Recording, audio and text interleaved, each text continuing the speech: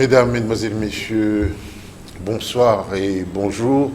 Pour ceux qui nous suivront en rediffusion, un peu de silence au salon puisque Profondeur a déjà commencé. Vous avez lu que nous allons amorcer là la descente vers la terre. Nous allons finalement atterrir avec cette affaire de corruption. Une petite remarque. Nous avons commencé à parler de la corruption depuis le début de cette émission. Si nous y revenons, c'est pas pour obéir à quelque impératif que ce soit, c'est tout simplement parce que nous devons revenir à une situation qui nous colle à la peau. Il ne faut pas nous donner des mérites que nous n'avons pas. Depuis le début, on y revient comme, comment je veux dire, c'est pas encore entré, eh bien, nous y reviendrons encore une fois. Mes invités, d'abord Modeste Bonigaba. Bonsoir et bonjour, Modeste. Bonsoir et bonjour, Monsieur Kibandi. Deuxième invité, Justin Magala, maître. Bonsoir et bonjour. Bonsoir et bonjour. Consultant en développement, Norbert Yamba. Norbert Yamba, bonsoir et bonjour. Bonjour, bonsoir, Monsieur Kibandi. Ne soyez pas surpris, généralement Norbert a une voix forte, mais il sort d'une malaria. Oh là là, la malaria, quand tout nous tient. Mais enfin, vous êtes déjà rétabli, c'est l'essentiel. Alors, chers téléspectateurs, vraiment, cette corruption, on continuera à y revenir parce que c'est vraiment le mal qui est en train de répandre la terreur partout. Et je voudrais inviter Norbert Yamba, qui est consultant en développement, pour nous dire un peu, parce que vous tenez des réunions en dehors du pays, vous avez notamment tenu une rencontre au Ghana, dans une sorte de panel. Qu'est-ce qu'on a dit de notre République démocratique du Congo? On a dit que c'était un pays important, qui pouvait se développer en un temps record, mais il y avait quelques... comment on appelle ça encore? Quelques tares qu'il fallait corriger. Tout à fait. Il y avait des impératifs. Oui, merci bien d'abord pour l'opportunité que vous m'offrez. C'est pas la première fois. C'est pas la première fois, bien entendu. Nous avons été invités à un colloque au Ghana. C'était à Accra en juillet 2018. Ceci nous a permis véritablement de réfléchir sur l'avenir de l'Afrique. Il s'est révélé que l'Afrique a 5 régions variées. Il y a le nord, le sud, l'est, l'ouest et le centre. Et les 4 régions sont en marche, ont des locomotives qui ont des effets d'imbrication incidentielle sur les autres pays qui sont considérés comme satellitaires. J'allais dire l'Égypte au nord, le Nigeria à l'ouest, l'Éthiopie à l'est et l'Afrique du Sud au sud. Mais au centre, il y a le Congo-Kinshasa, qui a toutes les potentialités, mais qui vit dans une sorte de paradoxe. Paradoxe parce qu'il est riche en termes de richesse potentielle, mais alors très riche, avec une énormité de pauvreté intolérable. Il s'est révélé dans un panel qui a été mis en place que si le Congo n'a pas l'air de marcher l'état à genoux par rapport aux autres locomotives, c'est que très clairement, il y a un problème de corruption.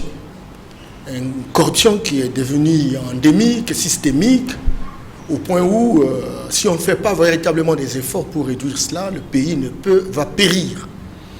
Et il a été démontré que si l'on réduit la corruption en proportion de 30%, et donc on peut atteindre 55 milliards de dollars l'année prochaine, l'année suivante, c'est que très clairement, si on met en place des mécanismes de réduction de cette corruption à 50%, vous comprenez qu'on peut, à 60%, on peut aller jusqu'à 100 milliards de dollars de budget de la République. Aujourd'hui, ça voisine 4 à 5 milliards. C'est inconcevable. 40 milliards de produits intérieurs bruts. À la différence, par exemple, du Nigérian qui a 581. 315 pour l'Égypte, 287 pour l'Éthiopie et 400 pour l'Afrique du Sud. Donc, la question de la corruption est une question fondamentale qui bloque.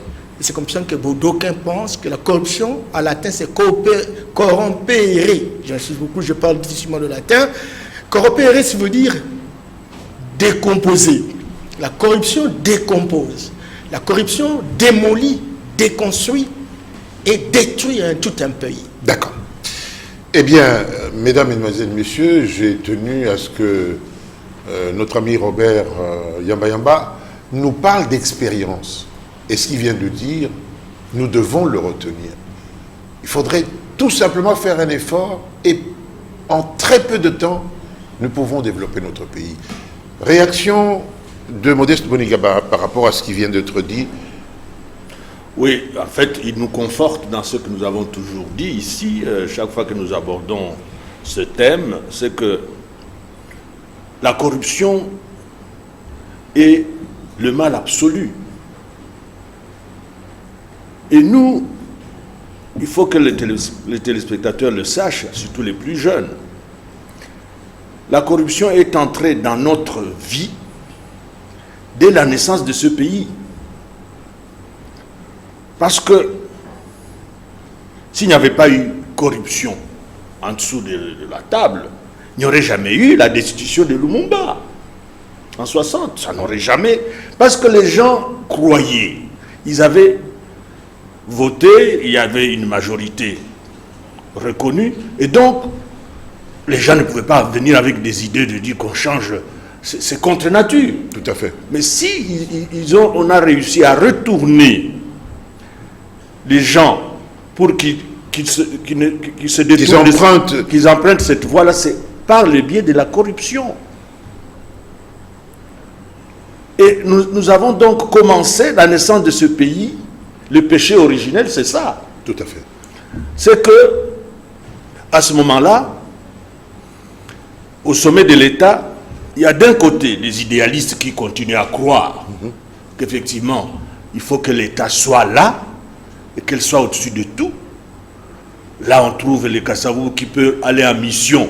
Il a eu les frais de mission. Mais dans sa tête, il sait que c'est juste pour faire face aux dépenses qu'il va effectuer là-bas. Et s'il rentre qu'il n'a pas tout consommé, pour lui, c'est tout à fait logique, naturel, qu'il restitue la différence au trésor. Il était formé au séminaire, c'est compréhensible. Voilà. Et donc, à ce moment-là, nous avons de l'autre côté, ceux qui ont fait le coup d'État, eux, ils sont déjà dans le jeu de la corruption, parce qu'on a dû les corrompre pour qu'ils acceptent de se démarquer du droit chemin. Donc, il y a deux comportements au sommet de l'État, si bien que quand maintenant, en 65, il y a un coup d'État officiellement, là encore, on ne peut pas y arriver sans utiliser l'argent, eh bien, on entre dans la banalisation de la corruption. Ce qui fait qu'aujourd'hui, l'homme congolais est déjà abîmé. C'est pour ça que nous avons parlé de l'homme abîmé. Parce que ça remonte à la naissance de l'État congolais. Donc je crois que si nous ne prenons pas au sérieux ce problème ici de la corruption, c'est l'État congolais qui va disparaître. Tout à fait. Maître Magala. Merci beaucoup. C'est toute la tristesse de la question, parce qu'on a l'impression qu'il y a un consensus national autour de la corruption. Tout le monde se complaît dedans. Donc, on se cache derrière son petit doigt, comme j'ai dit d'habitude. Les gens font comme s'ils ne savaient pas où se situait la corruption, alors que on l'a vu au quotidien. Tenez, vous avez une boîte qui fonctionne normalement en RDC où personne n'a un salaire de 500 000 $, mais dehors vous avez des 4x4 derniers cris. Mais l'argent vient d'où? Les véhicules viennent d'où? Et les procureurs et les inspections, personne ne veut chercher d'où vient ces changements brusques de niveau de vie. Il y a un problème. On se complaît dedans parce qu'on essaie, on fait tout pour ne pas voir qu'on est corrompu. Quand vous avez un politicien nommé aujourd'hui, demain, il y a immeuble et autres, mais ça vient d'où? Parce que quand la loi fait obligation à ce qu'on déclare, c'est bien quand on arrive dans un poste de responsabilité. C'était pour éviter ce genre de choses. Qu'est-ce que ça a comme conséquence? Quand on ne déclare pas les biens en son nom, on le met sous un nom d'emprunt. La conséquence, c'est que le lendemain, emporté par un AVC, ça fait le bonheur des pays d'hébergement. Parce qu'ici, on a caché à tout le monde qu'on avait un compte secret. C'est ça toute la tristesse. Et on a les trésors de la RDC qui sont en train d'être vendus comme ça à vil prix. On a tellement caché. On fait semblant de ne pas savoir que... Je prends un autre exemple. Aujourd'hui, on a une fonction publique d'à peu près 1 500 000 fonctionnaires. Tout le monde dit qu'ils sont mal payés, nous sommes d'accord, mais personne ne démissionne. Personne ne démissionne, mais on sait qu'ils sont mal payés. Mais ça fait 1 million, peut-être pas tous, qui se payent sur l'État. Et les trésors est appauvri. C'est tout ça qu'on a rappelé, je crois, lors des dernières émissions. C'est ce consensus autour de la corruption qu'on doit briser pour renaître.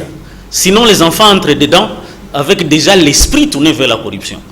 Et c'est pire que ce que les parents font aujourd'hui. Oui, et je vais vous donner un exemple. À Likassi, une petite ville, très belle ville, il y a quelques années, la plus belle ville du pays d'ailleurs. C'était peut-être exagéré, quand on mangeait de la viande 3-4 jours, eh bien, des gens venaient vous demander tout simplement où vous avez trouvé l'argent pour... Et ça date des années 70. On vient vous demander, mais monsieur, il y a quelque chose qui ne marche pas.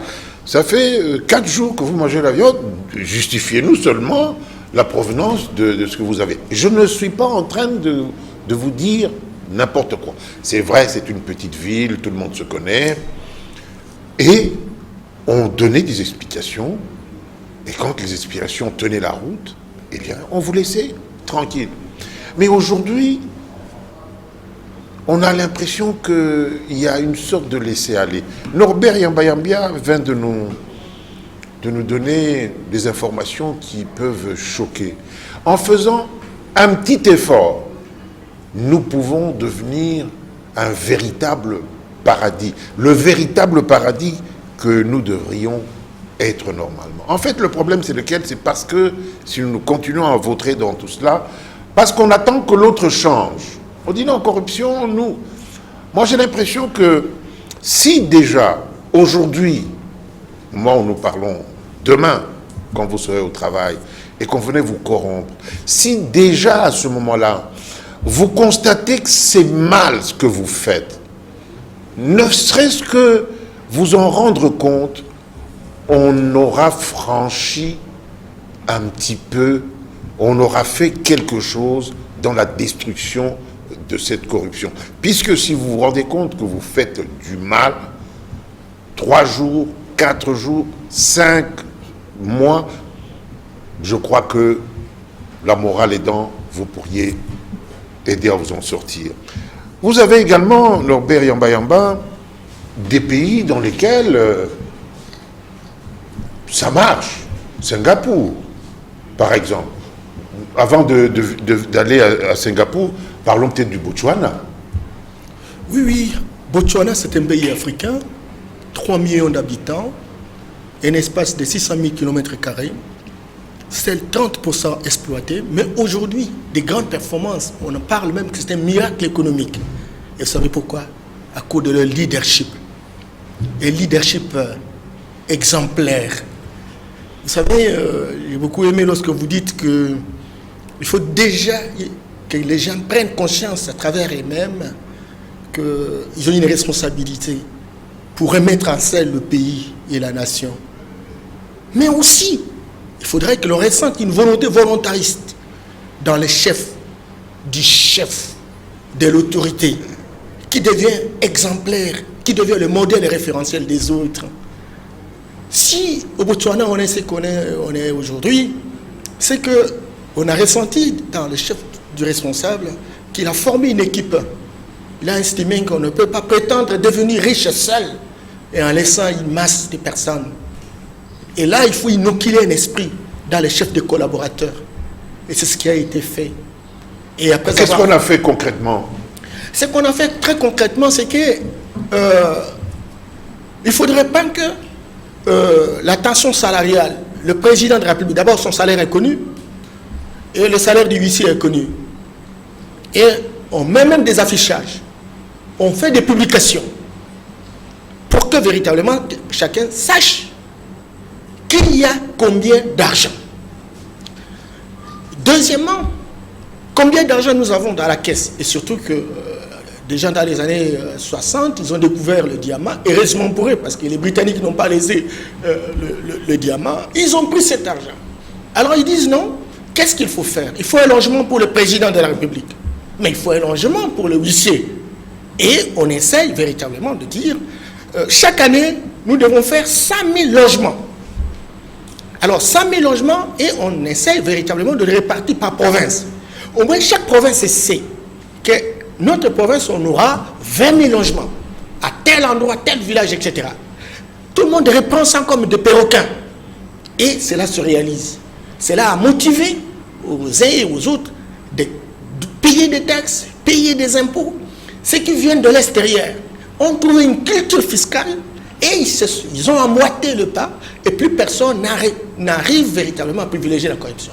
C'est comme ça que l'équipe qui a été formée par l'ancien président, parce qu'il n'est plus là, ils se sont succédés il y a 4, son fils venait même de quitter, il avait 5 ans de présidence, il a démissionné pour laisser... Après une année de présidence, il est parti. C'est ça.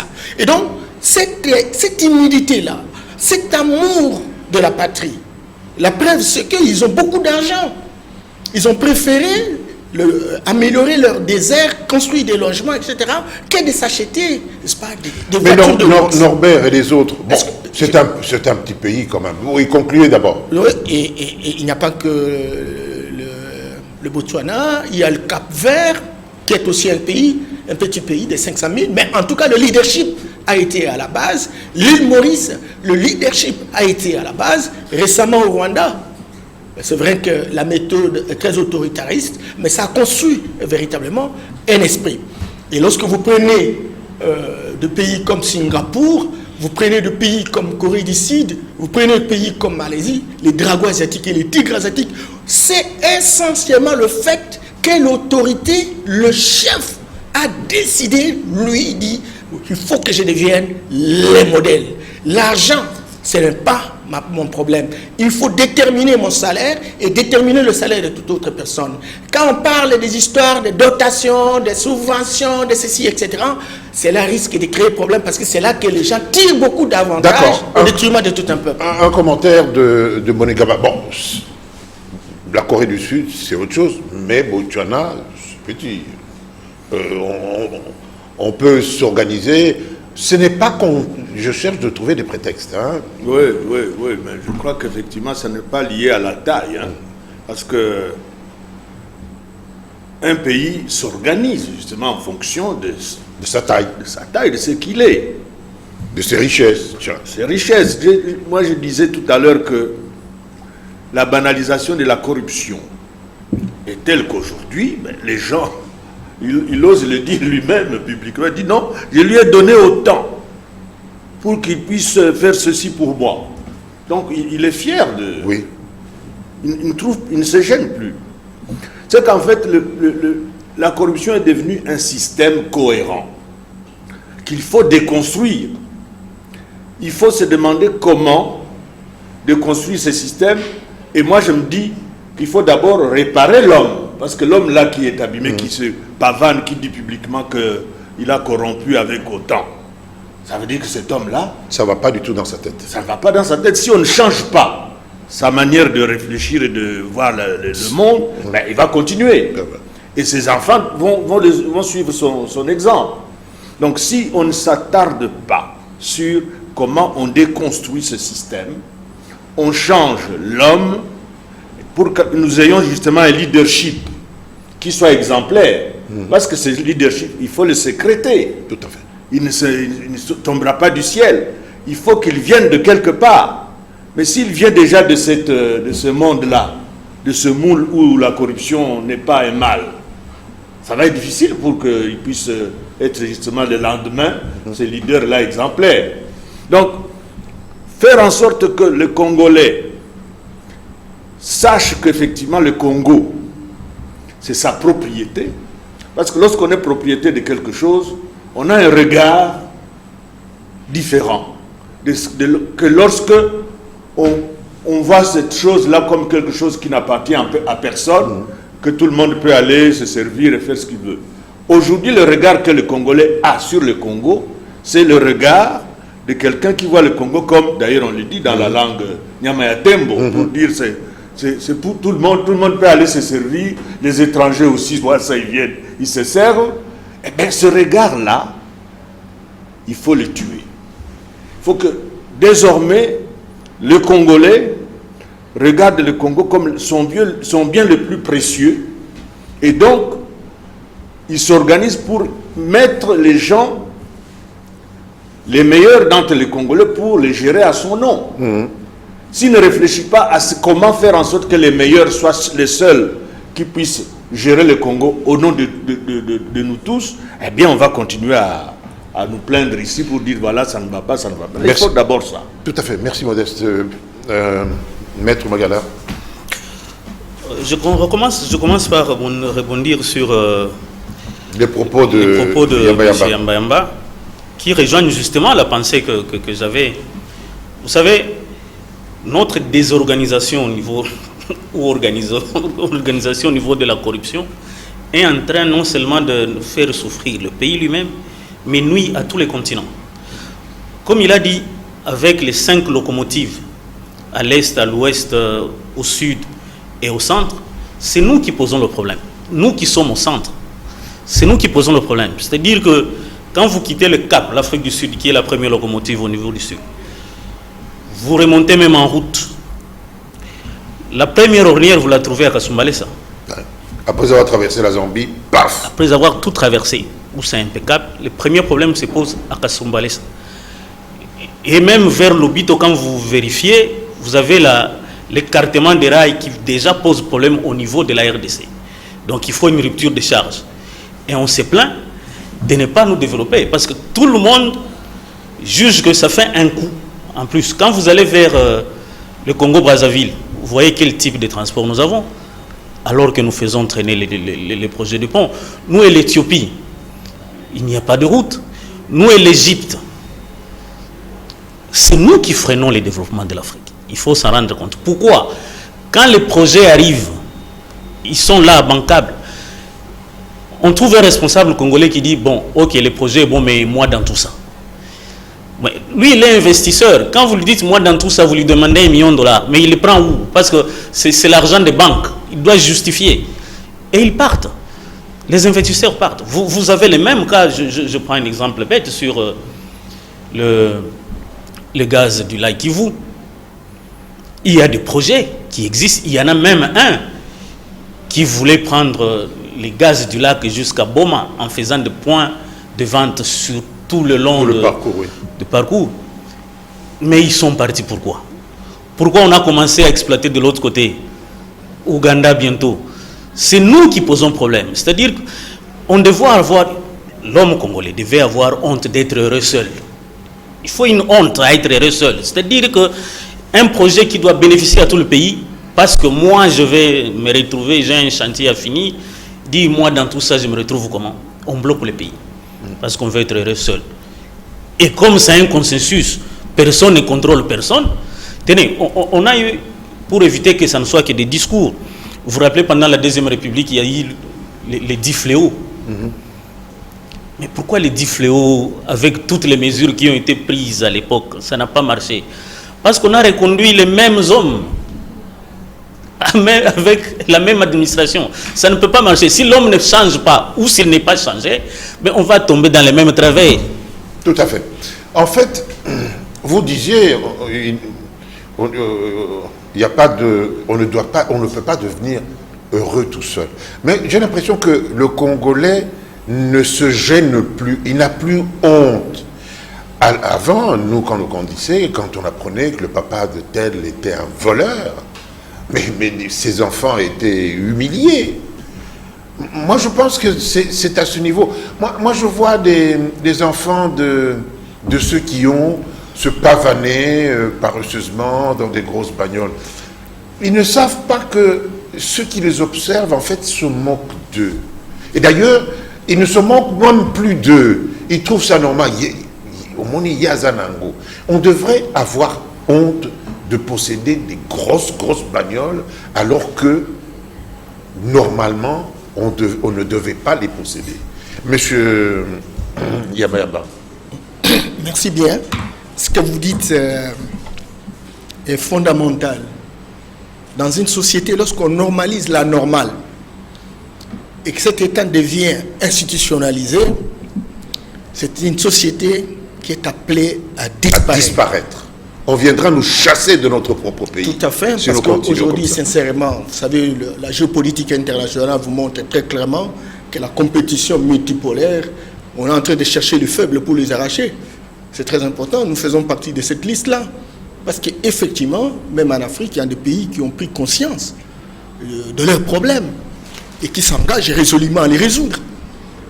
Nous avons parlé de l'Ouest, nous avons parlé du Sud, etc. Mais il y a aussi des pays qui savent qu'ils ont des problèmes et qui n'ont pas conscience véritablement de ces problèmes et qui ne veulent pas sortir de leur état. Et tout le monde fait semblant comme s'il n'y avait pas de problème. Et voilà notre situation aujourd'hui où nous sommes à genoux, 40 milliards contre des centaines de milliards de dollars pour nos pères qui sont des locomotives en Afrique. Je voudrais également dire que, sincèrement, si on avait un leadership très transformationnel, très sensible à ces fléaux, parce que comment pouvez-vous changer la situation des gens, donner l'eau, donner l'électricité, donner le logement, changer l'alimentation, etc., si on n'a pas de richesses? Nos richesses sont insuffisantes, il faut le produire, mais il faut bien le gérer. Même si on peut industrialiser notre pays aujourd'hui. Mais écoutez, les richesses doivent être bien gérées. Mais lorsqu'il y a une volonté d'un groupe de personnes, c'est disant plus malins, qui veulent prendre insolemment toutes les richesses au détriment de tout un peuple, en créant ce qu'on appelle une îlot d'abondance dans un océan de misère, vous n'irez nulle part et vous êtes le ridicule. Quelqu'un me disait, mais écoutez, Yamba, il faut arrêter. Vous êtes en quatre pièces, mais bon, les ridicules ne tuent pas chez vous. Comment nous, qui sommes un petit pays, etc., nous sommes en train d'avancer et que vous avez tout. Qu'est-ce que vous manquez pour avancer? Ça fait honte. Vous savez, et je vais terminer par là, lorsque je lisais Étienne Kiyouyou, qui était vice-gouverneur dans la province du Katanga, à l'époque, il avait reçu le président Senghor et il l'a accompagné pour aller acheter de malachite. Et le président Senghor, qui a de l'argent depuis 1933, il arrive là-bas, il trouve que le prix est un peu plus cher. Il dit à M. Kiyouyou, il dit non, c'est un peu plus cher, je vais chercher prochainement. Et Kiyouyou, qui était vice-gouverneur, qui l'a accompagné, dit non, Excellence, je vais acheter pour vous. Dites, comment vous achetez ça et votre maison? Moi qui suis président de la République, je n'arrive pas. Vous êtes vice-gouverneur, comment vous achetez pour moi? Ah non, monsieur, ça c'est un problème réel. Vous voyez, dans l'esprit, on sent que ce que lui dispose, ce n'est pas pour un enrichissement insolent, mais il a besoin d'avoir quelque chose pour avoir la possibilité d'avoir accès à certaines choses. Prenons, non loin de chez nous, au Burkina Faso, c'est l'un des pays africains le plus pauvre. Mais lorsqu'il y a eu un jeune homme de 37 ans au pouvoir, Thomas Sankara, qui est devenu véritablement la légende en Afrique aujourd'hui, il a pris la responsabilité de mettre fin à ce système d'euphorie de jouissance au sein des institutions de la République. Et première décision, toutes les grosses bagnoles, les voitures, les jeeps doivent être vendus. L'argent rapatrié dans la caisse de l'État. Chacun de nous, nous avons besoin d'un déplacement. Chacun, nous n'avons pas encore beaucoup d'argent. Eh bien, on va acheter des petites voitures. Son épouse roulait à bord d'une Renault 5. Renault 5, mais qui a duré, ce n'est pas une nouvelle. Non. Qui a duré, qui faisait beaucoup de pannes, effectivement, etc. Il a laissé ses parents sans même pas une maison, s'il vous plaît, parce qu'il était préoccupé de l'avenir de son pays. Il est devenu légende aujourd'hui en Afrique simplement parce qu'il avait conscience. Il avait voyagé un peu dans le temps, il était en avance. C'est fort possible que des gens comme ça sont incompris par leur population. Ils comprennent seulement après. Mais il y a quand même des gens qui font beaucoup d'efforts. Oui, parce que vous parlez de Thomas Sankara. J'ai eu l'opportunité de parler avec son épouse quand elle était en vacances, quand elle était en mission ici. Et elle nous raconte qu'un jour, elle partait à son lieu de travail, son véhicule est tombé en panne, et les gens sont venus l'aider. Ils étaient surpris que la voiture d'une présidente tombe en panne. Deuxième exemple, elle voulait aller danser, je ne vais pas citer chez Petit Jean, parce que ça n'existe plus. Elle sort, elle voit toute une escorte de véhicules. Elle dit, pourquoi ça? Elle dit, pour vous accompagner. Elle dit, non, alors à ce moment-là, je ne sors plus. Voilà un peu des esprits un peu de modestie, modeste de Bonigaba. Oui, je rebondirai sur ce qu'a dit Maître Magala, parce que je crois que les gens, lorsqu'on dit ça, on croit que c'est de la littérature. C'est effectivement vrai que le Congo bloque l'Afrique. Le Congo bloque l'Afrique parce que on est arrivé à un niveau de corruption que même lorsqu'on vient vous donner gratuitement, vous dit voilà, on va vous donner la construction d'une route. Oui, pour 10 millions, sans payer, vous ne payez rien, vous allez encore réclamer. Non, vous refusez le projet. Vous refusez le projet tant qu'on ne vous a pas donné un pourcentage. Nous marchons sur nos têtes. Je crois que c'est vraiment délirant. Inga ici est bloqué à cause de ça. Combien d'investisseurs ne sont pas venus avec des idées claires en tête, mais lorsque vous amenez le projet, ça vaut par exemple pour démarrer 10 milliards, les décideurs à différents niveaux ici vont dire mais moi ma part là-dedans c'est combien? Résultat, le projet ne démarre jamais parce que tout le monde devait avoir sa part, et quand vous voyez la chaîne de ceux qui sont censés donner le quitus, mais il n'y a pas moyen d'y arriver. Donc cet esprit-là, aussi longtemps que l'aura pas changé, ça ne sert à rien de croire que non, on peut faire un effort. Il n'y a pas d'effort. Ou bien, on éradique la corruption pour que chaque centime dû à l'État, effectivement, arrive dans les caisses de l'État. Et qu'il soit utilisé à bon escient. Et lorsque ça doit sortir, que ce soit uniquement pour régler les vraies créances de l'État, ça doit être ça la norme. On ne peut pas dire, bon, on va faire seulement ça à moitié. Non. Ou bien on fait ça, et là, on va atteindre les milliards dont parlait Norbert tout à l'heure. 50 milliards, 100 milliards, c'est vite arrivé. Ou bien on n'y arrive pas et on continue à sombrer quand même. Tout à fait. Et je ne sais pas si vraiment on peut parler d'aimer nos enfants si nous continuons à nous comporter comme ça. Moi, je suis allé visiter une famille d'un ancien grand monsieur. J'ai trouvé que le beau salon qu'il y avait n'était plus là. On s'asseyait sur des chaises plastiques. Et quand la fille qui devait nous accueillir vient, elle me dit, ouf, aujourd'hui au moins on va manger quelque chose. Vous vous rendez compte? Donc si nous continuons à nous comporter comme ça, nous laissons nos enfants dans une précarité indescriptible. Et d'ailleurs, maintenant, vous vous enrichissez comme ça. Vous mettrez l'argent où? Pas dans votre pays, puisque il n'y a pas beaucoup de sécurité. Vous allez le mettre à l'étranger, même si d'ailleurs c'est compliqué de le mettre. On peut toujours aller le mettre dans les paradis fiscaux, mais c'est grave. Et nous vivons dans l'insécurité parce que justement l'État n'a pas les moyens de payer la sécurité pour tout le monde. On a parlé dernièrement, enfin le président de la République est parti au Katanga où il régnait un problème de sécurité immense et qui continue, mais c'est parce que l'argent n'est pas entré dans la caisse de l'État, les policiers et les militaires sont mal payés, que cette situation persiste. Donc si nous ne continuons pas, c'est vrai, Vous le direz peut-être un jour, comme on parle de Hugo sur la cathédrale, on viendra nous chasser de notre propre pays. Il n'y a pas d'amitié dans les relations internationales, il n'y a que des intérêts. Monsieur Norbert Makala. On ne viendra pas nous chasser parce que nous nous en chassons déjà nous-mêmes. Quand vous êtes à Goma, mais le soir venu à 17h, c'est presque un quart de la ville qui va passer la nuit à Gisenyi. Les gens ils dorment à Gisenyi, ils viennent travailler en RDC. Ce pas des Rwandais, ce sont des Congolais. C'est ça la réalité aujourd'hui. Ils suivent quoi? Le courant, l'eau, la sécurité. Et la sécurité. Or, vous me direz, bon, ils suivent l'insécurité, c'est les groupes rebelles. Mais les groupes rebelles sont les fruits de la corruption. Les courants qui suivent là, mais ils viennent de Ruzizi.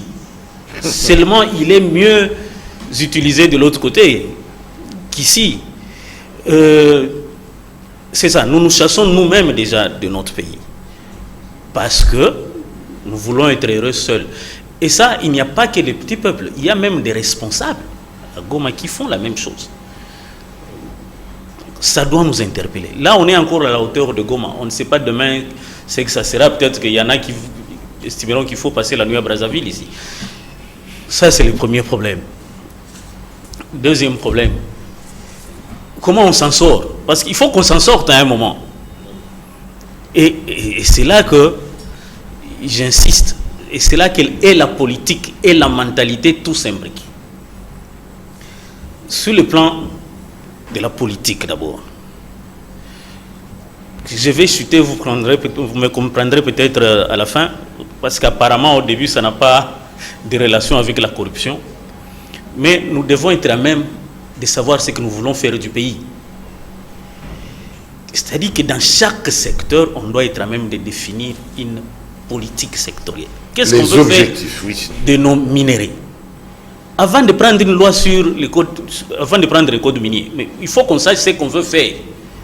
Qu'est-ce qu'on veut faire de notre pétrole? Qu'est-ce qu'on veut faire de notre fonction publique? Dès que nous avons un consensus national autour de ça, alors on peut légiférer et chercher les gens qui ont le profil pour gérer. Sinon, si vous mettez un ministre qui n'a ni le profil, ni la compréhension, qui se retrouve ministre, il ne trouve aucune politique nationale à la matière. Mais il commence à créer sa propre politique autour de sa personne. Et ça, ce n'est pas un problème de régime politique en place. Parce que si les objectifs sont connus, quel que soit le régime, les méthodes pour y parvenir vont changer, mais les objectifs seront les mêmes. Et il nous faudra alors le profil de l'homme. Parce qu'on ne peut pas prendre, je suis désolé, un juriste, qu'il soit même très bon, et en faire, je ne sais pas moi, patron d'une ingénierie, si on veut des résultats probants. Il faut les gens qui ont le profil. Il faut un fonctionnaire qui a un profil. Aujourd'hui, ce n'est pas le cas. Vous avez, je n'ai rien contre la fonction publique, mais vous avez des gens d'un certain âge qui sont contre l'informatisation de la fonction publique. Or, si le secteur n'est pas informatisé, je suis désolé, on ne peut pas s'en sortir. Pourquoi? Parce que lui préfère le registre qu'il a, qu'il peut amener chez les jours de mon mariage. L'officier de l'état civil n'a pas pu le bénir à temps parce que le fonctionnaire était parti avec le registre chez lui. Qu'est-ce que ça fait? Parce qu'il doit contrôler toutes les entrées. On a dû l'attendre jusqu'à 11 heures. Ça, c'est du vécu. Ça pose problème. Il faut le profil. Et le profil doit nécessairement impliquer la moralité. Absolument. Je vous coupe parce que je sais que nous sommes dans les temps et il ne nous reste plus que quelques minutes. Si vous n'avez pas le profil, vous allez vous ennuyer, vous allez perdre un temps fou pour commencer à apprendre, à gérer. Norbert, je vous donne 2 minutes, j'en donnerai 2 aussi à Modeste Boligaba. Merci. Je voudrais simplement dire qu'à un moment donné, on a l'impression qu'on investit trop au Rwanda. C'est vrai que le climat des affaires est très favorable, mais c'est aussi la capacité d'initiative. Aujourd'hui, on extrait le gaz.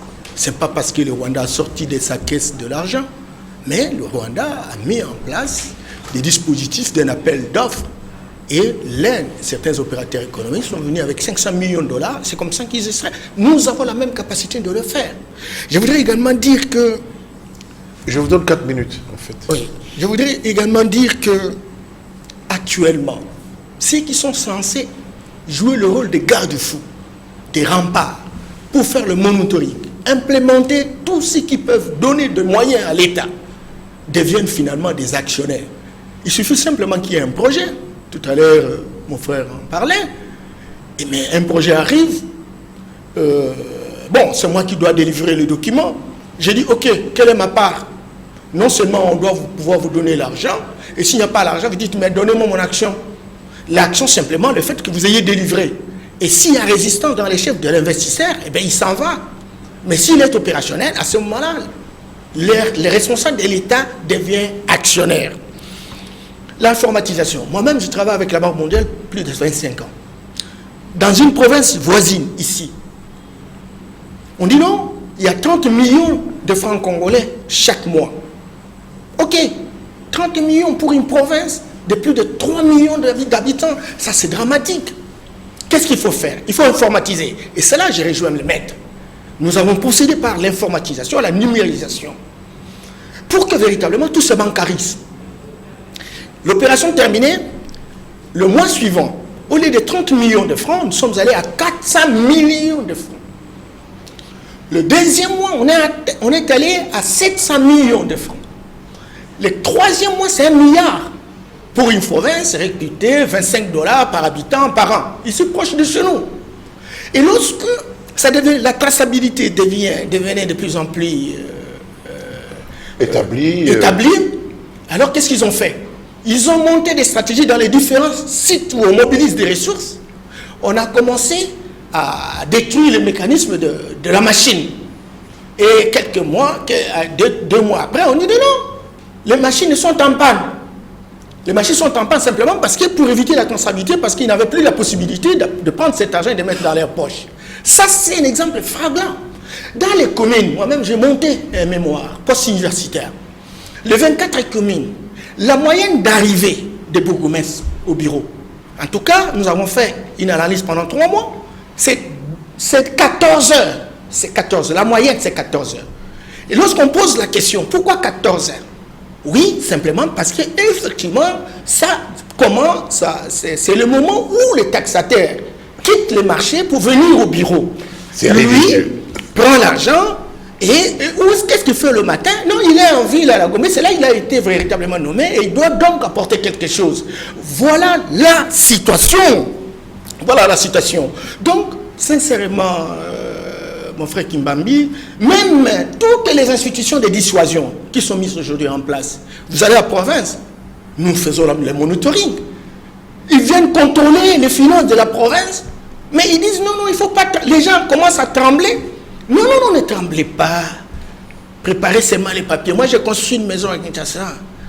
Dès que vous me donnez les papiers, moi-même, je vais régulariser ça, etc. Mais faites tout pour m'avoir, mais gardez mon colis. Et c'est comme ça que les choses fonctionnent. Donc, nous, on aurait pu générer des ressources. C'est comme ça que le conseiller spécial du président de la République disait que 15 milliards volatilisés. Et je vous ai donné les résultats du panel. Ça veut dire qu'aujourd'hui, M. Kibambi, et là je termine, on peut avoir un conseiller spécial à la présidence. On peut avoir un président qui a une volonté volontariste. Tant qu'on n'aura pas compris que notre pays, dans son arrangement institutionnel, est divisé en 3 niveaux de gouvernance. Le niveau central, le niveau provincial et le niveau local, et qu'à différents niveaux d'atterrissage, qu'on mette en place des garde-fous. Les garde-fous supposent mettre en place un système de surveillance mutuelle. Parce qu'il y a des localités ici, même dans les Bandoudu ici à Kenge, il y a des chefferies de 650 000 habitants. C'est plus que la Guinée équatoriale.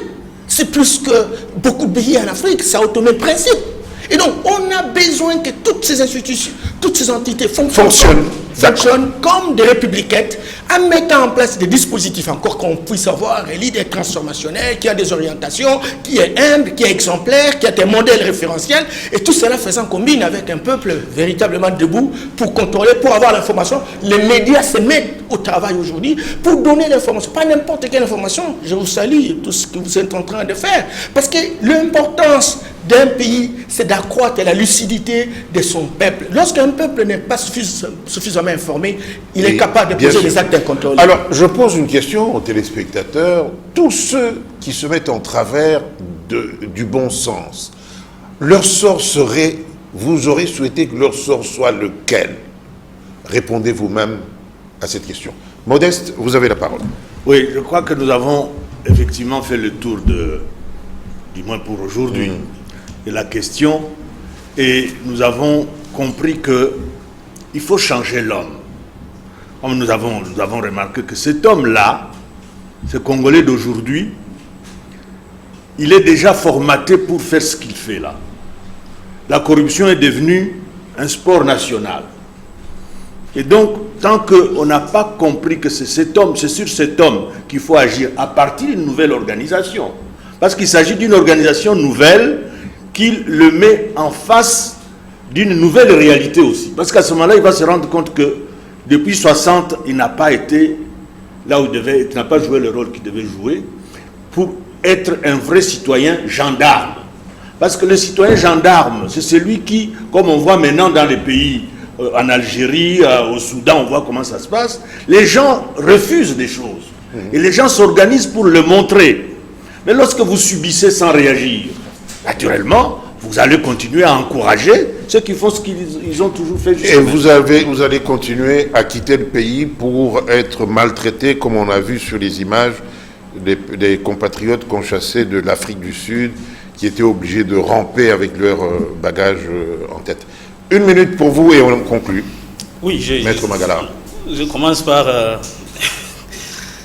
la question que vous venez de poser tout à l'heure aux téléspectateurs. Ah oui, mais ils vous diront justement que ceux qui sont à travers, ce sont ceux qui sont loués à la cité. C'est-à-dire que quand vous avez, il dit, dans la salle qui 6 mois dans le ministère tel, mais 3 ans déjà. On dit, mais si tu quittes le ministère sans un chantier, il dit, c'est comme ça qu'on fonctionne. Donc, il n'y a même pas le peuple sentinelle là dont on parle. C'est ça le premier souci. Et pour rejoindre Yamba, mais justement, ce qui fait défaut, c'est la surveillance aussi qui fait défaut. Parce que l'amélioration des salaires n'aura de sens qu'après la génération des fonds nécessaires. Et ça passe par... Prenons un cas très simple. Oui, vous êtes responsable, je conclue par là, vous êtes responsable d'un service émetteur des documents. Vous avez 100 documents dans les pipelines. Et vous vous retrouvez là, le soir que les documents entre les derniers, c'est celui qui sort le premier. Vous avez les statistiques. Vous ne sévissez pas, vous les responsables. Au contraire, vous demandez, mais comment celui-là a fait pour avoir le... Oh non, il a laissé... Vous-même responsable, vous prenez votre part. Ça ne peut pas marcher. Donc, les salaires qu'on demande pour améliorer la vie des fonctionnaires et d'autres, viendra justement de l'amélioration de la gestion qui passe par la surveillance. D'accord. Mesdames, mesdemoiselles, messieurs, monsieur Yamba Yamba et tous les autres amis, Bonigaba et Magala, se sont époumonnés pour vous dire qu'il est temps que nous puissions changer. Dire Ngai Nazala Kakaboye, mais c'est idiot.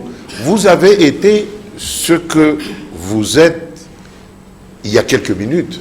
Mais aujourd'hui, si vous êtes un homme qui avait été créé pour améliorer les conditions de votre vie et de la vie des compatriotes, il faut savoir changer. D'abord, trouver que c'est mal, ce n'est pas honorable de poser les actes que vous posez. Déjà, trouver que c'est anormal, je crois que c'est une bonne avancée. Et demain, après-demain, peut-être que vous agirez autrement. C'est comme ça que le peuple sera heureux avec vous.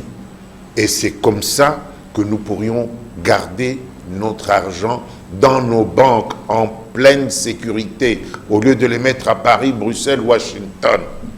Et c'est comme ça, et comme ça seulement, que nous pourrons développer notre pays. Bonsoir, et la semaine prochaine, une autre conclusion, même s'il y en a 5 ou 7. Bonsoir et à la semaine prochaine. Bonsoir messieurs.